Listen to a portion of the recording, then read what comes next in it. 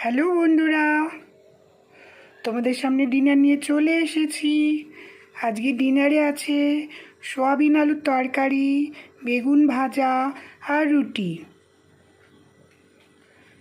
আজকে ডিনারটা কেমন লাগলো তোমরা সবাই কমেন্টে জানিও।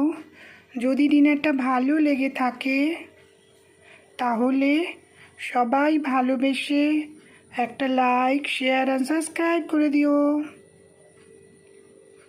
বন্ধুরা সাপোর্ট করো, ফলো করো।